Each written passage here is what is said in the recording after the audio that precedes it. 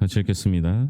예수 그리스도의 나심은 이러하니라. 그의 어머니 마리아가 요셉과 약혼하고 동거하기 전에 성령으로 잉태된 것이 나타났더니 그의 남편 요셉은 의로운 사람이라 그를 드러내지 아니하고 가만히 끊고자 하여 이 일을 생각할 때에 주의 사자가 현몽하여 이르되 다윗의 자손 요셉아 내 아내 마리아 데려오기를 무서워하지 말라. 그에게 잉태된 자는 성령으로 된 것이라. 아들을 낳으리니 이름을 예수라 하라. 이는 그가 자기 백성을 그들의 죄에서 구원할 자의심이라 하니라. 이 모든 일이 된 것은 주께서 선지자로 하신 말씀을 이루려 하심이니 이르시되 보라 처녀가 잉태하여 아들을 낳을 것이요 그의 이름은 임마누엘이라 하리라 하셨으니 이를 번역한즉 하나님이 우리와 함께 계시다 함이라. 요셉이 잠에서 깨어 일어나 주의 사자의 분부대로 행하여 그의 아내를 데려왔으나 아들을 낳기까지 동침하지 아니하더니 낳음의 이름을 예수라 하니라. 아멘. 찬양대의 찬양 읽겠습니다.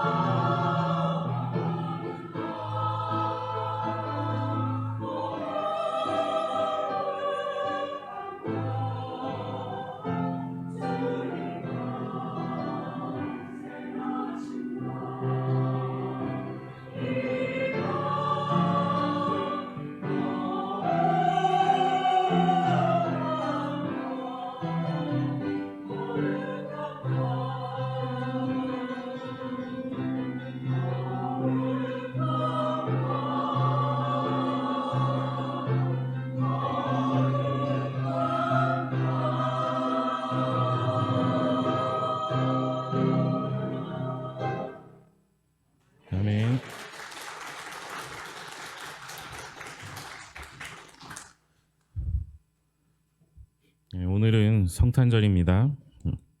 성탄절은 어떤 날입니까? 성탄절은 어떤 날이라고 생각하십니까? 너무 당연한 걸 질문하는 거예요? 여러분 어떻게 생각하시는지 모르겠지만 저는 일하는 날입니다. 그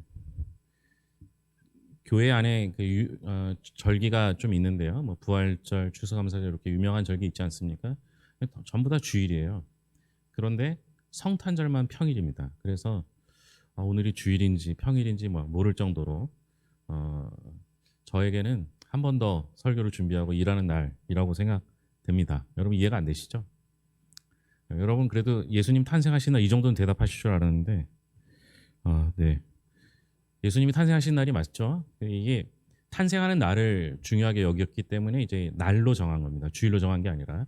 그러나 이제 그 12월 25일이 역사적으로 그날이 정말 예수님이 탄생하신 날인가라는 건 역사적인 논쟁이 좀 있어요. 우리에게 중요한 건 예수님께서 이 땅에 오셨다라는 것이고 그 예수님이 다시 오실 것이라는 재림의 날이 있다라는 걸 기억하는 게 훨씬 더 중요합니다. 이 탄생의 시점으로부터 이제 구원의 계획이 시작됐던 것이고 이 탄생의 시점은 오래 전부터 그 창세기부터 예고되었던 것들이 그대로 이루어진 사건이라는 게 중요한 거겠죠. 그래서 성탄절에는 탄생하신 예수님이 주인공이 되겠고요. 그리고 나서 중요하게 다뤄지는 인물이 동정녀 마리아. 마리아는 굉장히 중요하게 다뤄집니다. 우리가 오늘 제가 깜빡하고 사도신경을 안 했는데요. 사도신경 안에는 동정녀 마리아라는 내용이 나오지 않습니까? 신학적으로 중요하기 때문에 그래요. 동정녀로 탄생하지 않는다면 인간의 혈육을 그러니까 핏줄을 이어서 태어났다면 그 원죄를 안고 태어나는 게 되거든요. 그래서 동정녀 마리아라는 건 신학적으로 굉장히 중요합니다. 또 그 예수님이 탄생했을 때 경배하러 온 동방박사나 목자들도 중요하게 다뤄지고 있습니다. 그때 아무도 알지 못했던 그때 목자들과 동방박사들은 예수님을 경배할 수 있었던 것이죠. 그러나 이제 상대적으로 조금 비중이 적게 다뤄지는 사람이 있다면 그 예수님의 육신의 아버지인 요셉입니다. 우리가 요셉은 별로 관심 없게 보지 않습니까? 저도 그 요셉이 비중이 좀 작기 때문에 요셉을 좀 다뤄야 되겠다라고 생각했는데요. 제가 2년 전에도 똑같은 생각을 했었나 봅니다. 2년 전 주보를 보니까 요셉에 관한 내용이 있더라고요. 그래서 이게 왜 그럴까? 그러니까 역사적이나 그 현실적으로 봤을 때 엄마는 항상 비중 있게 다뤄지는 것 같은데 아빠는 비중이 없는 것 같아요. 동의를 안 하시는 거죠? 우리 집 얘기가 아닙니다. 네. 그 요셉이 그 역할적으로 그 비중이 있을 수 있는 부분이 별로 없어요. 그런데 요셉이 나오는 성경의 부분은 탄생하는 부분, 애굽으로 피난 가는 부분, 그리고 예수님께서 그 8살 되던 해에 이제 예루살렘 성전에 갔다가 가족은 돌아오고 예수님 거기서 성전에서 다른 선생님들과 이야기하는 장면에서 부모의 역할이 좀 나옵니다. 그런데 아버지라면 그 예수님의 아버지라면 적어도 돌아가시는 장면이 기록되어야 되는데 성경에는 예수님 그 요셉이 언제 죽었는지 기록되어 있지는 않아요. 그러나 예수님이 어렸을 때 돌아가신 것으로 알고 예수님이 어려서부터 가장이 되었다라고 보는 것이 정설입니다. 그런데 우리가 한번 생각해야 되는 부분이 있다면 그게 뭐냐면 왜 하나님께서 예수님의 아버지로 요셉을 선택하셨을까라는 겁니다. 오늘 말씀에 나온 요셉은 그 존재 자체가 희미하지만 그러나 하나님께서 요셉을 선택하신 것은 분명합니다. 예수님의 탄생에 있어서 요셉은 필수적입니다. 그러니까 부모가 필요했던 것은 아니에요. 왜냐하면 동정녀 마리아에게 태어나게 하실 수 있기 때문에 아빠가 꼭 필요했던 건 아니거든요. 그러나 이 유대 율법에 따르면 여자 혼자 아이를 갖는 것, 출생하는 것은 사실은 불가능합니다. 이 당시에는 결혼을 우리 그 옛날 말로 하면 정혼한다라고 하죠. 정략 결혼과 비슷하게 하는 경우 또 정혼한다라고 하는 겁니다. 이게 뭐냐면 그 아주 어렸을 때 아이가 어렸을 때 부모들끼리 서로 결혼을 하기로 약속을 하죠. 그리고 나서 그 자녀들끼리 서로 보지도 못한 채 결혼을 하게 됩니다. 그 중간 단계로 요새는 그렇게 안 하는데요. 약혼이라는 과정이 있죠. 그 비슷하게 서로 만날 기회가 주어지게 됩니다. 지금 요셉이 그 마리아가 임신했다는 걸 알았을 때는 요 약혼의 단계 정도라고 보시면 돼요. 그런데 요셉에 대한 평가는 성경에 딱 하나밖에 나오지 않아요. 요셉이 어떤 사람이라고 평가됩니까? 의로운 사람이라고 평가됩니다. 그 의로운 사람이라는 이유가 무엇입니까? 성경에 있는 내용을 그대로 유추해 본다면 요셉이 의로운 사람이 되는 건 그가 율법대로 행하지 아니하고 가만히 끊고자 했기 때문에 의로운 사람이라고 판단하는 겁니다. 여러분, 우리가 생각하는 의로운 사람은 법대로 잘 사는 사람을 뜻하지 않습니다. 우리는 올바른 사람, 바른 사람, 이런 사람들은 법대로 사는 사람이라고 생각하지만 우리도 일반적으로 말하잖아요. 뛰어난 사람들은 어떤 사람입니까? 법 없이도 살 사람이어야 한다는 것이죠. 요새는 법 없게 사는 사람이 있는데 법대로 사는 사람이 더 낫긴 하지만 성경에서 말하는 의로운 사람이란 법을 뛰어넘을 수 있는, 그래서 율법대로라면 반드시 결혼하기 전에 임신한 마리아를 대중에게 고발해야 되고 그 고발한 것을 가지고 돌로 쳐 죽이는 것이 율법에 있는 내용입니다. 그런데 그것을 드러내지 않고 가만히 끊고자 했던 거죠.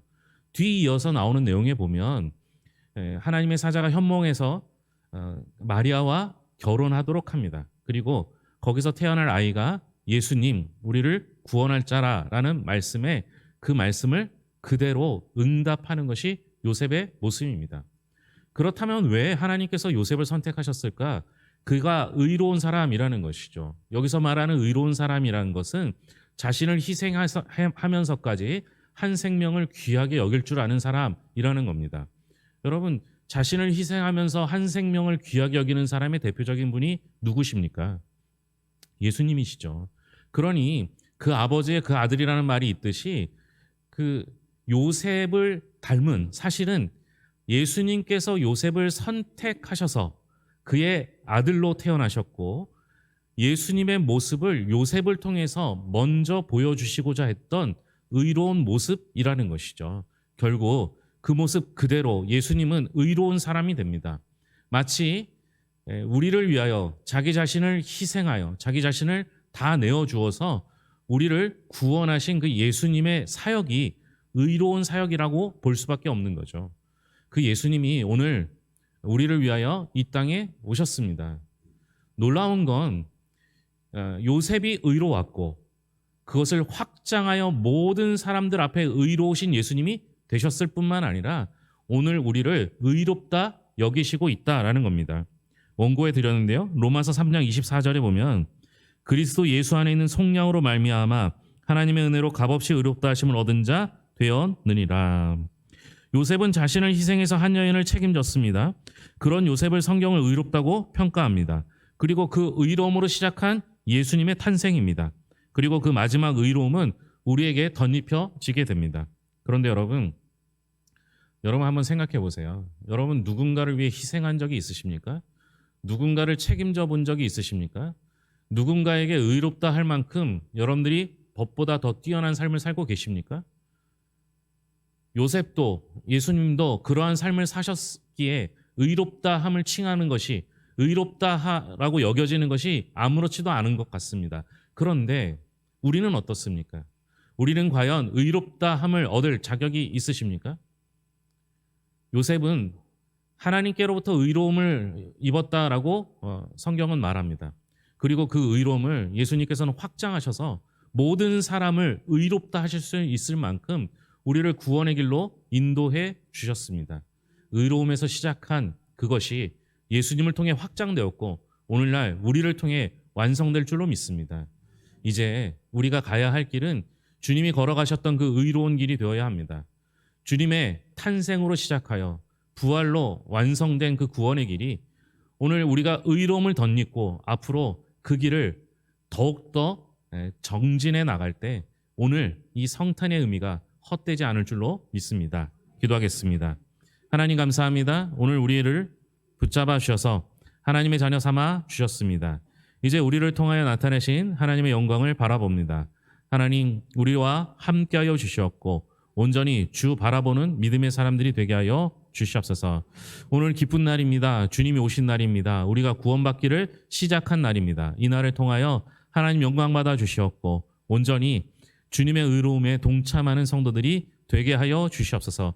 여러 가지 사정으로 이 자리에 나오지 못한 우리 성도들 붙잡아 주시옵고 건강으로 은혜로 또 여러 가지 일들 가운데 해결의 은총으로 함께하여 주시옵소서. 모든 것을 예수님의 이름으로 기도합니다. 아멘.